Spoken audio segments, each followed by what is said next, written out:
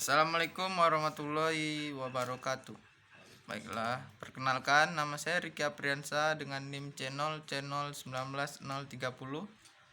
dari Prodi Akuntansi Diploma 3. Baiklah, pada kesempatan kali ini saya ingin menyampaikan hasil kerja PPT saya yang berjudul Aspek Fiskal dari Aset Lancar Berupa Beban Dibayar di Muka. Baiklah, langsung saja saya mulai. Konsep pencatatan akuntansi biaya dibayar di muka.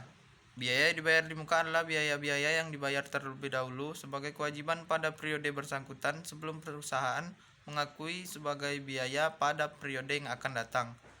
Biaya dibayar di muka belum dapat diakui sebagai biaya pada periode saat ini, tetapi harus dibebankan sesuai masa manfaat atas biaya dibayar di muka tersebut.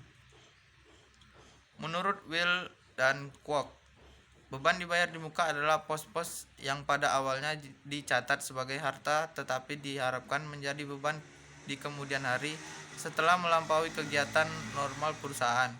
Beban dibayar di muka dikelompokkan ke dalam aset lancar yang dapat berupa asuransi, sewa, dan pajak.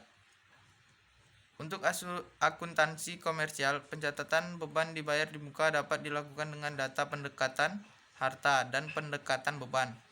Untuk pencatatan dengan pendekatan harta, ayat jurnal pada akun kredit adalah kas atau bank. Sedangkan untuk pencatatan dengan pendekatan beban, ayat jurnal pada akun kredit adalah beban. Pencatatan PPh pasal 4 ayat 2 dari penyewaan dan bangunan.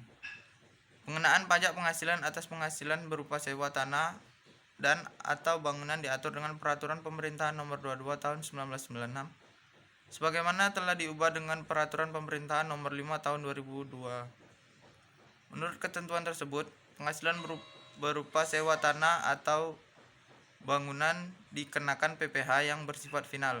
Besarnya PPh yang dipotong sebesar 10%, baik atas penghasilan yang diterima oleh wajib pajak badan maupun orang pribadi dari jumlah bruto nilai persewaan tanah dan atau bangunan.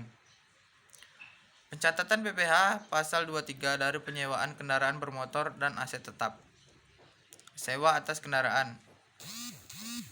Dalam Per 70 atau PJ 2007 tanggal 9 April 2007 tentang jenis jasa lain dan perkiraan penghasilan itu sebagaimana dimaksud dalam pasal 23 ayat 1 huruf C angka 1 Undang-Undang PPh mengatur mengenai penghasilan sewa dan penghasilan lain sehubungan dengan penggunaan harta khusus angkutan datar dipotong PPh pasal 23 sebesar perkiraan penghasilan netonya adalah 10%. Jadi jumlah bruto tidak termasuk PPN dengan tarif efektif 1,5% atau 15% kali 10% dikali jumlah bruto tidak termasuk PPN. Aset tetap sesuai Per 70 atau PJ 2007 tanggal 9 April 2007 tentang jenis jasa lain dan perkiraan penghasilan itu sebagaimana dimaksud dalam pasal 23 ayat 1 huruf C Undang-Undang PPh atas penghasilan sewa dan penghasilan lain sehubungan dengan penggunaan harta lain kendaraan angkutan darat untuk jangka waktu tertentu berdasarkan kontrak atau perjanjian tertulis ataupun tidak tertulis, kecuali sewa dan penghasilan lain sehubungan dengan persewaan tanah atau bangunan yang telah dikenakan PPh bersifat final.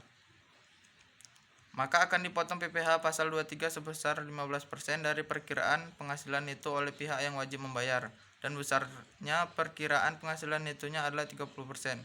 Jadi efektifnya adalah sebesar 4,5% atau 15% dikali 30% atau dikali jumlah bruto tidak termasuk PPN.